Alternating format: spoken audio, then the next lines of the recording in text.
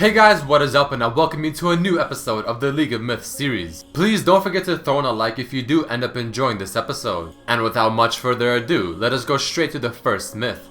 The first myth, submitted by Dart Viter 2. If Twitch ults a line of wards, will his ultimate hit all of the wards within the line or just the one that he's targeting? So we all know and love Twitch's ultimate because it can go through several opponents and hit multiple people at the same time. But at the same time, if you have your ultimate on and try attacking something like the Nexus, it will simply not hit it. And wards usually have a very unique way in terms of how they act. So this is actually a very interesting myth, and the results are not exactly what I expected. And you can see as I pop the ultimate and attack the last ward, it hits all three of them. I switch targets to the middle ward and it still hits all three of them. So definitely keep this in mind for your next game as Twitch, as this is somewhat valuable information. The spray part of your ultimate can hit wards. Now the second myth, submitted by Jared Tanz on Twitter. Can Nami's ultimate hit the same target twice, using for example Ezreal E or Blitz's pull?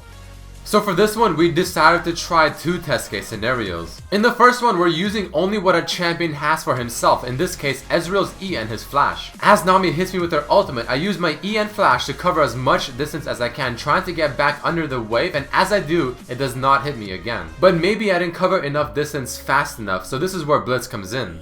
And for this one, the same principles are applied. I stand beside Nami, get hit ASAP with her ultimate. And just as I get hit, the Blitz pulls me to his location to try and get in front of the tidal wave. And just as you saw, that is exactly what happened. I got pushed to the front of the wave and it went through me once again. However, the second time it did not do any damage, nor apply any CC effects. The next myth, submitted by RLHRY on Twitter. Will a buff apply to someone who dies while killing it, including revive? So this myth is actually somewhat interesting as well, and there are going to be two test case scenarios, the second one being a lot more interesting. In the first one, the testing principles are as follows. Nunu is going to be tanking a very low HP blue buff, while myself, the Nidalee player, is going to throw my Q to kill it at maximum range. And just as I throw my spear, Pantheon is going to kill me in one auto attack or Q. And the thing we're trying to test in the first test case scenario is as I throw my Q to kill the blue buff and die, my spear will kill the blue buff after I die. So if I respawn after 20 seconds, will I have the blue buff? And long story short, the answer is no.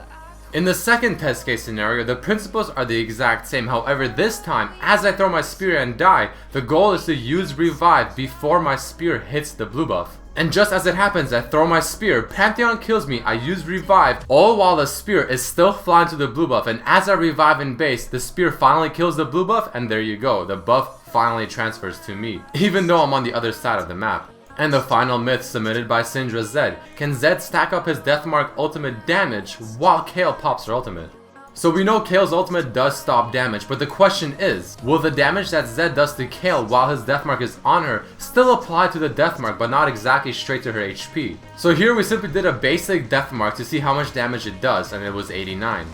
And now in the actual test, I will simply use my Deathmark on the Kayle. She will pop her ultimate just as I place the Deathmark. I will try doing a full skill set rotation to put as much damage as I can. And her ultimate will wear off before my Deathmark pops. And we will see that if the damage that I'm doing to her that is technically being blocked by her ultimate, so her HP is not being affected, still affects the damage that his ultimate can do, assuming it is not blocked as well. And as you can see here, the damage is only 91, and the reason it's higher is because of the level up. So the answer to this myth is no, it will not add the bonus damage to Deathmark. Alright guys, that unfortunately does mark the end of this episode of League of Myths. If you did enjoy, please don't forget to hit the like button and maybe share it with your friends. You can also submit your own myth to be featured in the next episode by either leaving a comment under this video, tweeting at RedmercyLOL, or on my Facebook fan page, RedmercyLOL as well. But I hope you guys enjoyed this episode, and I really hope to see you next time. Peace!